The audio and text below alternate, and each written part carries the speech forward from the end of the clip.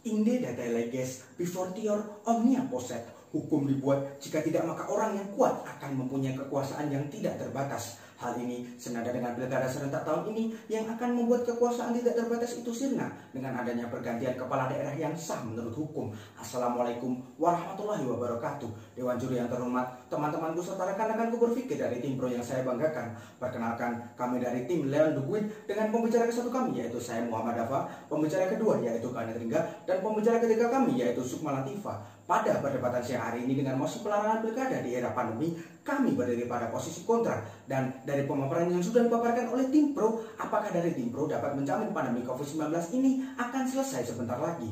Menurut Mokhtar Kusukmatmaja, hukum merupakan saran pembaruan masyarakat yang didasarkan kepada anggapan bahwa adanya keteraturan atau ketertiban dalam usaha pembangunan dan pembaruan. Dalam hal ini, pilkada adalah alat pembaruan yang sah dalam pergantian dan penetapan kepala daerah. Pilkada adalah pemilihan umum untuk memilih pasangan calon kepala daerah yang diusulkan oleh partai politik atau perseorangan. Pilkada merupakan sebuah pemilihan yang dilakukan secara langsung oleh para penduduk daerah administratif setempat yang telah memenuhi persyaratan. Namun di tahun 2020 ini, dunia mengalami bencana pandemi COVID-19 yang telah menimbulkan banyak korban jiwa dan menunjukkan peningkatan dari waktu ke waktu, sehingga pemerintah mengeluarkan peraturan pemerintah pengganti Undang-Undang Nomor 2 Tahun 2020 tentang perubahan ketiga atas Undang-Undang Nomor 1 Tahun 2015 tentang penetapan peraturan pemerintah pengganti Undang-Undang Nomor 1 Tahun 2014 tentang pilkada yang juga telah disahkan pada tanggal 11 Agustus 2020. Pemilihan kepala daerah serentak 2020 yang rencananya dilaksanakan bulan September 2020 akan diundur pada tanggal 9 Desember 2020 dan tahapan pilkada ini telah dimulai sejak tanggal 30 September 2020.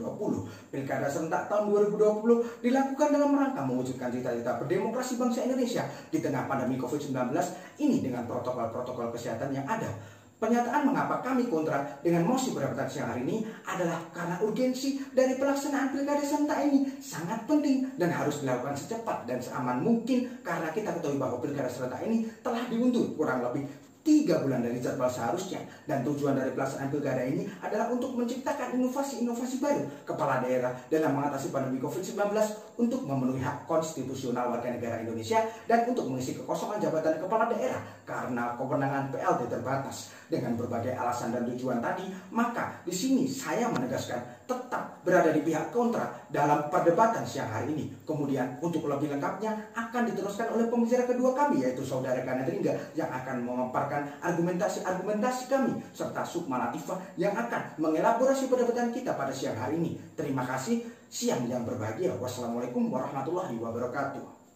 Abraham Lincoln menyatakan bahwa demokrasi merupakan salah satu bentuk pemerintahan di mana kedaulatan berada di tangan rakyat. Maka dari itu, pelaksanaan pilkada di era pandemi merupakan salah satu perwujudan dari kedaulatan rakyat itu sendiri. Assalamualaikum warahmatullahi wabarakatuh. Dewan juri yang terhormat, para pemerhati hukum yang bermartabat, serta rekan kami dari tim pro yang sangat tampak bersemangat. Perkenalkan, saya Ganet Ringga Fabela sebagai pembicara kedua dari tim kontra yang akan membangun argumentasi yang melandasi ketidaksetujuannya kami akan mosi perdebatan pada kali ini. Memasuki bangunan argumentasi kami memiliki 2 poin penting. Poin yang pertama yaitu Dewan Juri yang terhormat, pilkada merupakan perwujudan dari kedaulatan rakyat. Melihat fakta di lapangan bahwa banyak masyarakat Indonesia yang mengamini adanya pilkada di era pandemi. Karena berdasarkan hasil survei dari Lembaga Litbang Kompas pada tanggal 5 Juni 2020, sebanyak 64,8% publik bersedia untuk ikut serta dalam pilkada di era pandemi. Maka dari itu, Dewan Juri yang terhormat, adanya pilkada sudah sesuai dengan apa yang diinginkan rakyat itu sendiri atau masyarakat itu sendiri. Karena sejatinya, pilkada merupakan perwujudan dari kedaulatan rakyat. Dengan tidak diterapkannya pilkada walaupun di era pandemi ini, dapat menciderai hak konstitusional dari masyarakat. Karena apabila pilkada tidak dilaksanakan juga, pilkada dapat memberikan efek kepada masa jabatan pemerintah atau kepala daerah yang akan diperpanjang oleh pemerintah.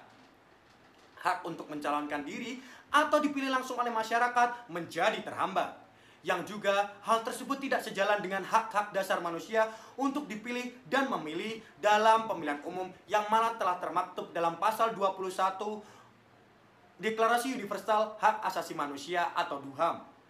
Kemudian melihat Undang-Undang Nomor 8 Tahun 2015 tentang perubahan atas Undang-Undang Nomor 1 Tahun 2015 Pasal 3 Ayat 1 yang menegaskan bahwa pemilihan dilaksanakan setiap 5 tahun sekali secara serentak di seluruh wilayah Negara Kesatuan Republik Indonesia. Dewan Juri yang terhormat, dengan dasar hukum yang telah ada, maka sejatinya dengan ditiadakannya pilkada di era pandemi akan berdampak pada ketidakpastian hukum dan politik. Karena apa Dewan Juri yang terhormat? Karena pada dasarnya peniadaan pilkada atau pemilu dengan alasan pandemi justru berpotensi mengebiri demokrasi yang dapat berimplikasi kepada ketidakstabilan politik. Hal ini juga akan berdampak pada kecurigaan bahkan ketidakkepercayaan masyarakat kepada pemerintah itu sendiri.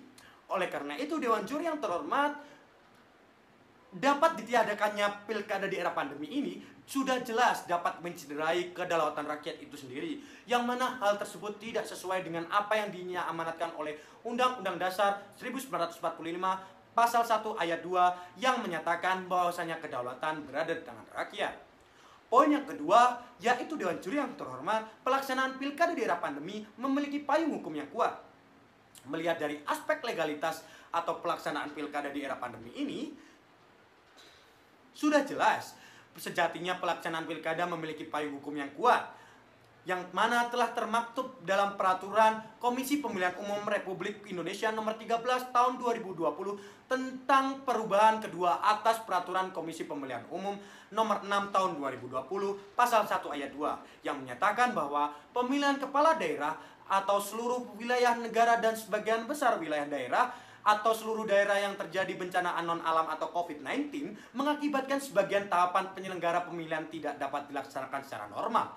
Artinya apa Dewan Juri yang terhormat? Artinya pelaksanaan pilkada bukan berarti tidak dapat dilaksanakan.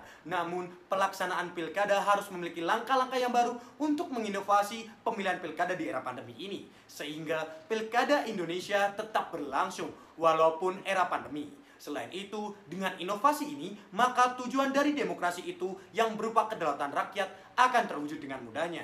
Dengan dua poin penting ini, kami maka dengan mantap dan bangga menyatakan menolak mosi perdebatan pada kali ini. Untuk solusi yang solutif dan komprehensif akan disampaikan oleh pembicara ketiga kami mengenai mekanisme yang ada dalam pelaksanaan pilkada di era pandemi ini. Sekian dan terima kasih. Rekan berdebat adalah rekan berpikir kami.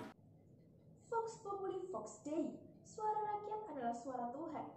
Sesungguhnya Indonesia menganut kedaulatan rakyat sehingga pilkada harus tetap diselenggarakan dengan menganut asas demokratis serta cita-cita reformasi yang menjunjung tinggi kedaulatan rakyat.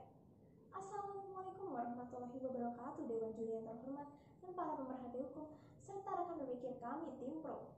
Perkenalkan saya Sukma Latifah selaku pembicara ketiga dari tim kontra akan membangun argumentasi yang melandasi ketidaksetujuan kami dari mosi perdebatan kali ini.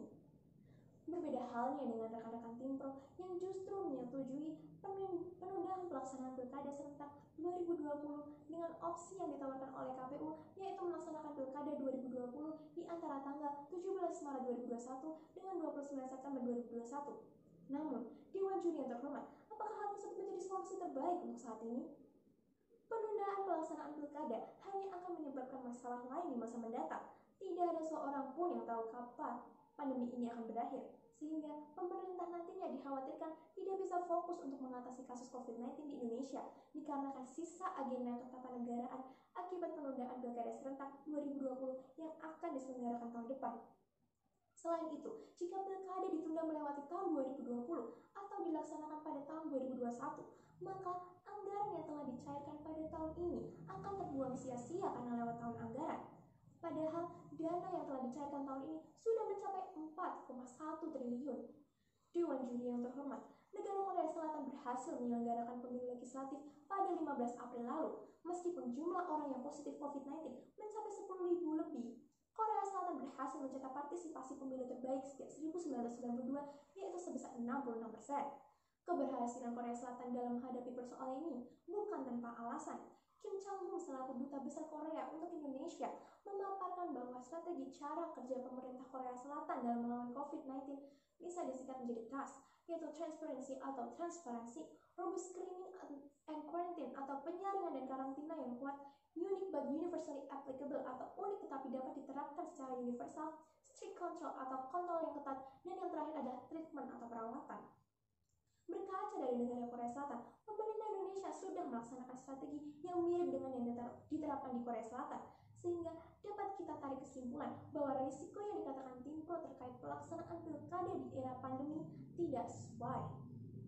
Dewan Juri yang terhormat melanjutkan argumen inti kami bahwa pemerintah sesungguhnya melalui rapat yang diselenggarakan pada hari Senin tanggal 21 September 2020, Komisi 2 DPR bersama Mendagri, Ketua KPU, Ketua Bawaslu, dan Ketua DKPP telah menyepakati bahwa pelaksanaan Pilkada serentak 2020 tetap dilaksanakan pada tanggal 9 Desember 2020 di 9 provinsi, 224 kabupaten, dan 37 kota di Indonesia.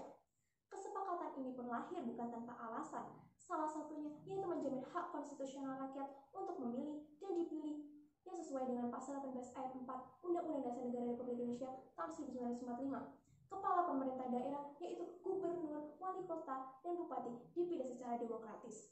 Maksudnya, pilkada harus dilakukan sesuai dengan asas-asas pemilu yang demokratis, yaitu langsung, umum, bebas, dan rahasia. Pihak-pihak yang terlibat dalam pilkada serentak juga wajib melaksanakan protokol kesehatan pencegahan dan pengendalian COVID-19 yang tertulis dalam pasal 88A ayat 1 Peraturan Komisi Pemilihan Umum Republik Indonesia Nomor 13 Tahun 2020 tentang Pilkada Serentak Lanjutan dalam Bencana Non-Alam COVID-19. Maka, kami hadir dengan proposal yang lebih solutif dan komprehensif dibanding menunda pelaksanaan pilkada serentak. Yang pertama, mempersiapkan secara matang penggunaan sistem rekapitulasi suara elektronik atau Sirekap untuk mencatat dan menginput hasil rekapitulasi perolehan suara. Hasil suara yang dihasilkan Sirekap akan dapat lebih cepat dibanding hasil rekapitulasi model konvensional, sehingga dapat mengurangi angka kematian akibat banyak panitia pilkada yang kelelahan. Yang kedua, melakukan kampanye pelaksanaan pilkada baik melalui media cetak maupun media elektronik dengan menyediakan konten-konten yang menarik dan kreatif untuk membangun kepercayaan trust masyarakat, sehingga dapat mendongkrak partisipasi masyarakat dalam pilkada serentak 2020. Berdasarkan argumentasi yang telah kami sampaikan, kami secara tegas menolak mosi pelarangan pelaksanaan pemilihan pilkada di era pandemi karena sesungguhnya peran pilkada adalah menjamin hak konstitusional rakyat untuk memilih dan dipilih. Sekian dan terima kasih.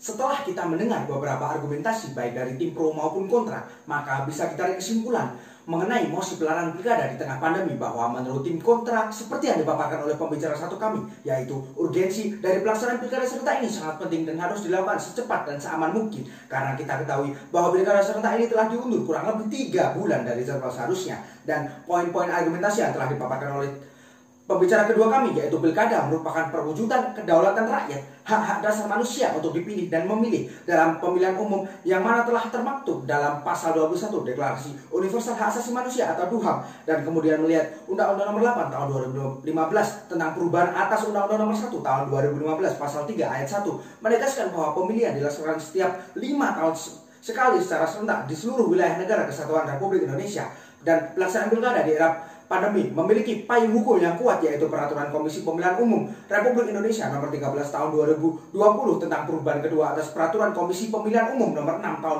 2020 Pasal 1 Ayat 2, dan mekanisme dari yang telah dipaparkan oleh pembicara ketiga kami, yaitu kami hadir dengan proposal yang lebih solutif dan komprehensif dibanding menunda pelaksanaan pilkada serentak, yaitu yang pertama, mempersiapkan secara matang penggunaan sistem rekapitulasi suara elektronik atau Sirekap untuk mencatat dan menginput hasil rekapitulasi perolehan suara. Hasil suara yang dihasilkan Sirekap akan dapat lebih cepat dibanding hasil rekapitulasi model konvensional, sehingga dapat mengurangi angka kematian akibat banyak panitia pilkada yang kelelahan. Dan yang kedua adalah membangun kepercayaan masyarakat melalui sosialisasi baik media cetak maupun media elektronik dengan menyediakan konten yang menarik dan kreatif untuk mendongkrak partisipasi masyarakat dalam pilkada serentak 2020. Untuk itu, maka kami selaku tim kontra menegaskan bahwa kami tidak setuju dengan mosi pelarangan pilkada di masa pandemi ini. Sekian dan terima kasih. Siang yang berbahagia.